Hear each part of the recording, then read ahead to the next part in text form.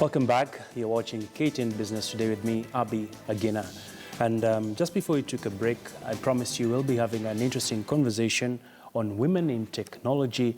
But before we get to that, let's set the ground first. African countries have intensified efforts to build relevant capacity on the continent to fully exploit opportunities presented by the internet. With the internet permeating virtually every aspect of life in Africa, businesses and governments are increasingly relying on internet as a vehicle for transformation. Insufficient skills have slowed down the continent's utilization of the internet's benefits. The deliberate steps, are necessary to address the capacity challenges. Delegates from the region and officials from the global body responsible for assigning names and numbers have converged in Nairobi to discuss how to leverage on the positive impact of the internet and how it can be translated into meaningful social economic gains. They converged at a workshop convened by the Internet Corporation for Assigned Names and Numbers ICANN and the Communications Authority of Kenya, which so calls for increased investment in ICT and associated infrastructure.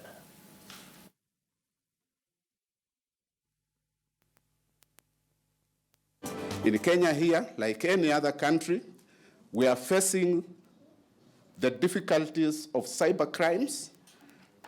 And as you know, internet is a borderless kind of a system that knows no boundaries, and therefore the perpetrators of cybercrime have no place other than in the space.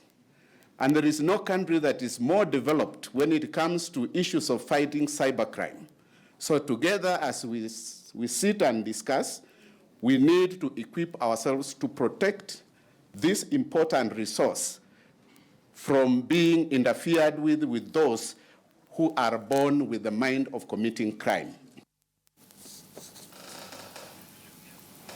That is the Director General for the Communications Authority of Kenya, Francis Ngosi, speaking on the sidelines of that particular meeting. Well, let's get into that conversation now with Wambui Kinya, who is the Chief Strategy Officer for Andela. Many thanks for joining us this afternoon. Thank you, Abby. Thanks for having me. Well, a Twitter poll question today, we're asking our viewers, what role can women play in the ICT sector? Has the ICT sector been overly male-dominated? Perhaps let's pick it up from there. How did you get yourself in the ICT sector? Well, mine started quite a while ago, but still, I guess, relevant. I was a developer for many years and worked quite hard to the point of becoming an architect, but was faced with quite a few challenges because oftentimes it was just me in terms of being the female in the room, and oftentimes just getting the team to appreciate my insights and my contributions was always a struggle. I've always remained in technology consulting, though I've not coded in a long, long time. And now I've got the pleasure and the honor of being able to figure out how Andela takes what it's doing today and scales it across the African continent. Mm-hmm. And Andela is one of the organizations that has been at the forefront in terms of scouting for young developers and specifically women. How has been the journey like? How many women have you been able to put through the program, and what are your targets for this year? Sure.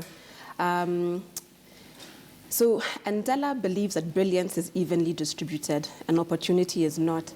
And in this belief of brilliance being evenly distributed, we as a technology company find the best, the top talent, we shape them into technical leaders, and then we embed them in as full-time team members, as software developers, earning as software developers, with very large global companies such as Microsoft and IBM and other high-growth startups.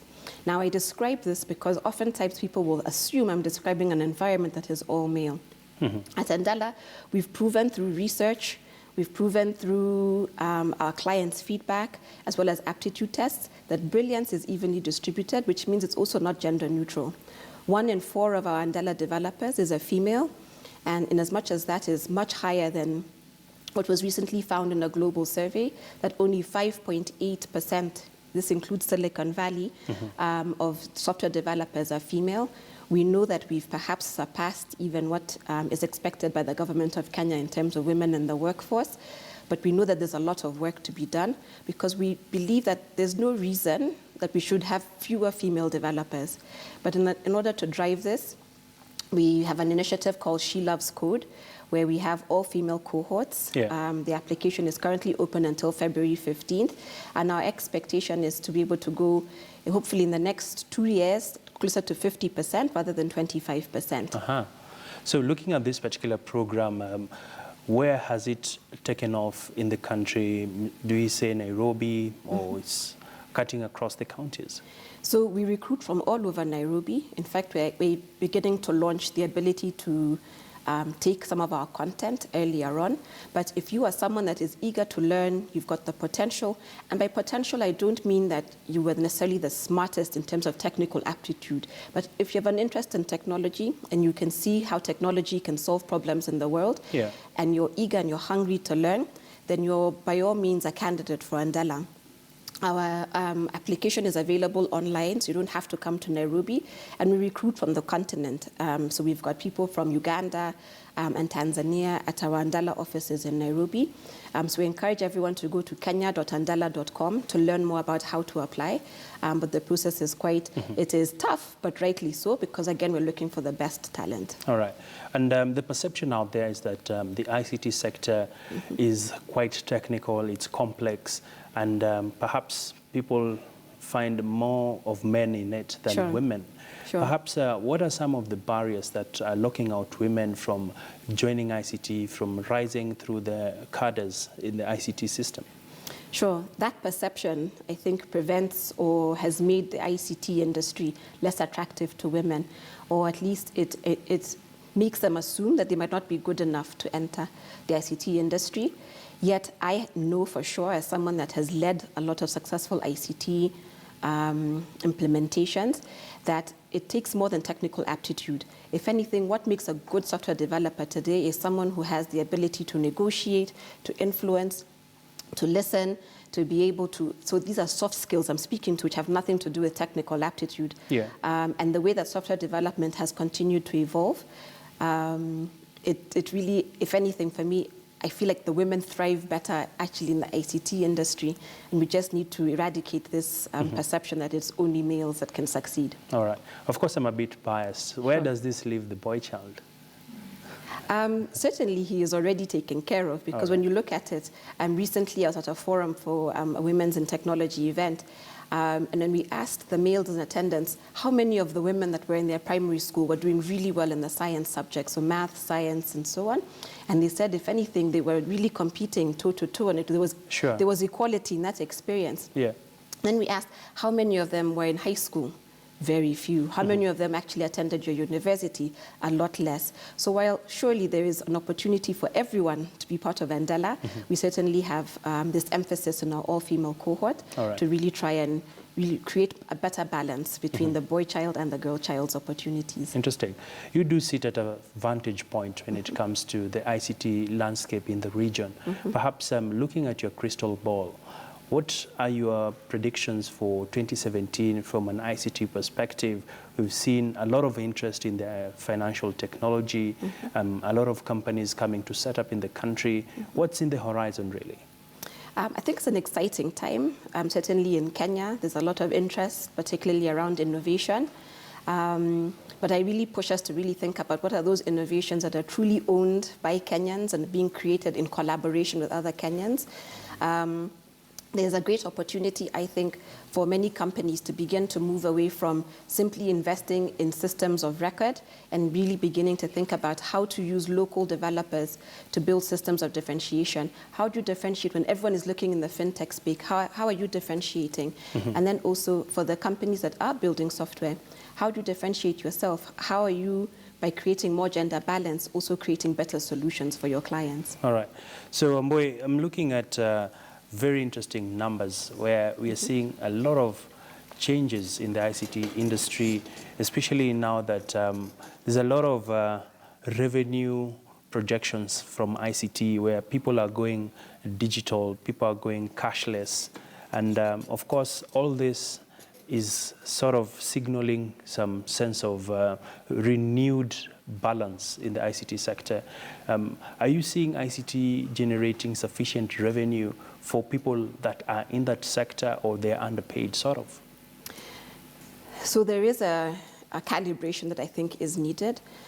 because there's been, when I've spoken to leaders within the technical and business space who have a better appreciation for how technology is important to their core business, a lot of what they say is they find it hard to find the talent in Kenya.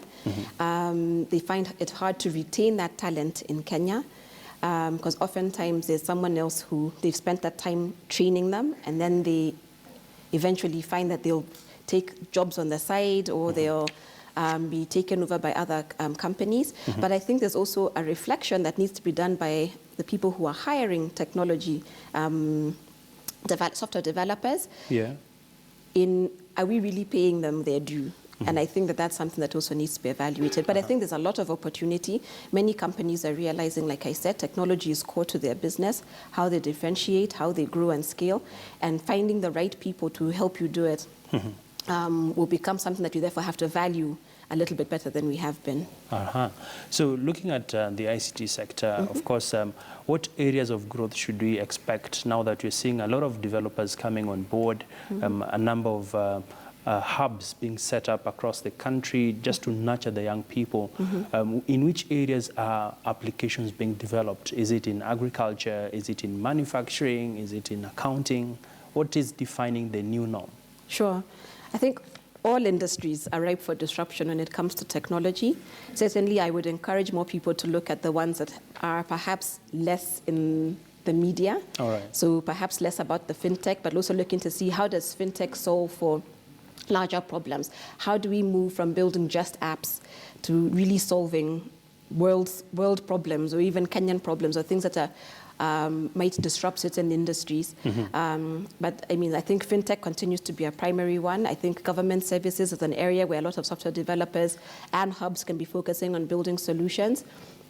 But certainly, like you said, manufacturing, I think insurance, travel. How do we leverage technology and enable it to be able to make things faster or more accessible? All right.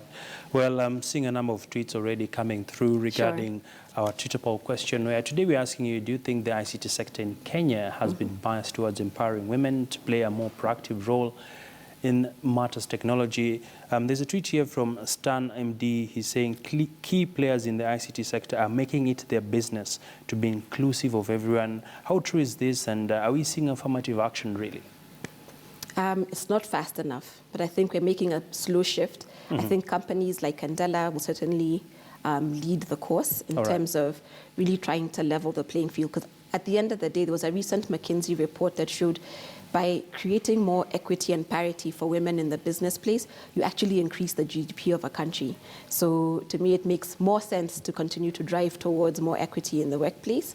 And hopefully Andela is proof that it is possible. Many thanks there, Wambui Kenya, the Chief Strategy Officer at Andela. Always a pleasure having you. Thank you very much. Looking forward to having you over in the near future. Well, that has been that conversation on matters to do with the women in technology, and really where is the country headed when it comes to affirmative action to have more women take part in matters technology.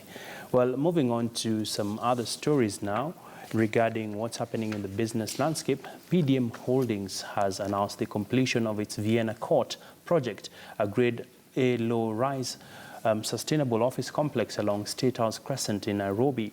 The 2.6 billion shilling state-of-the-art project, whose pre-let space is already at 65% ahead of schedule. Official opening this year has become the face of urban renewal in Nairobi, even as the city itself plans to revamp its look to enhance global investor appeal. In June 2015, Nairobi County government launched a 530 billion urban integrated development master plan, which includes redevelopment of old housing estates, high-story car park buildings, and rehabilitation of medical facilities. The plan seeks to salvage the city's past glory, blemished by aging buildings and a surging urban population in need of settlement. Nairobi was once known as the Green City in the Sun. The county government has already issued a tender for rehabilitation of its 17,000 houses, even as it seeks to create 100,000 new units to accommodate 650,000 people. A recent survey by the World Bank sampled 750 cities across the world. That we embrace as well, and even though we're a for-profit organization, we make sure that we are maximizing the greenness of our buildings, the environmental sustainability and energy efficiency. This particular one, again, we've used a lot of different features to do that. As our one of our mandates, we were required to do this, and we've done it with a lot of different features like the rainwater harvesting. On the preservation, we are having a footprint of almost 70% green space. Because if you look at the way the building has been designed under the footprint, we are occupying around 35%. The rest is green area.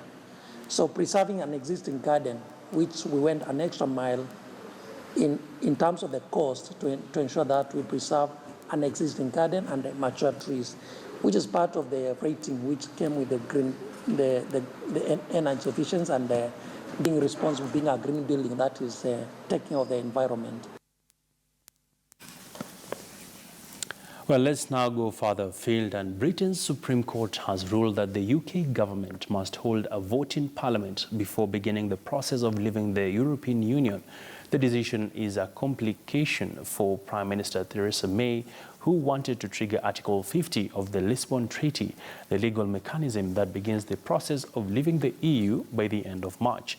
Doing so would open the door for EU negotiations, which are likely to last 2 years. May had promised lawmakers and a vote on the outcome of the talks, but wanted to begin the process without a decision in Parliament. In essence, the government has lost its fast-tracked appeal to the Supreme Court, forcing ministers to introduce emergency legislation into Parliament to authorize the UK's departure from the European Union. Well, that is a story that we will be covering extensively for you on Worldview in a few minutes from now. And let me just take you back to our top story this afternoon, where petroleum transporters have gone on strike from early this morning in protest against a government directive that trucks can only operate on Kenyan roads between 6:30 a.m. and 6:30 p.m. The nationwide strike is projected to hit motorists hard, with fuel shortages expected up until the matter is resolved. We understand that the Energy and Petroleum Cabinet Secretary Charles Keter is meeting truck drivers in Nairobi's industrial area to explore ways to resolve the stalemate. And we will, of course, keep you abreast with developments on this particular matter as we get more details.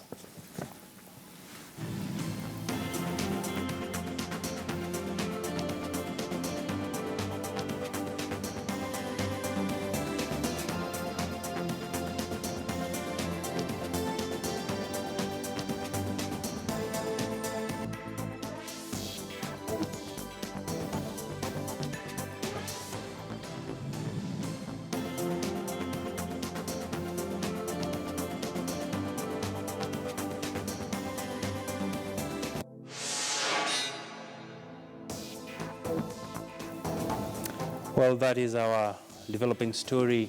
Of course, we are waiting to get the latest from that meeting that the Cabinet Secretary is holding with the union officials representing the truck drivers that is happening in industrial area this afternoon. And of course, in our subsequent bulletins, we'll have more details as to what transpired. But for now, we want to wrap it up, and let's take a quick recap of our Twitter poll. Today, we're asking you a very straightforward question. Do you think the ICT sector in Kenya has been biased towards empowering women to play a more proactive role in matters technology? And I'm seeing a number of tweets coming through. Of course, let me just quickly pick one or two. There's one here from Ndagi Stanley. Is saying key players in the ICT sector are making it their business to be inclusive of everyone. And we still have more tweets. Of course, let's keep the conversation online as we progress with this particular topic. And of course, we'll be getting more of your tweets as and when we continue with our conversations online.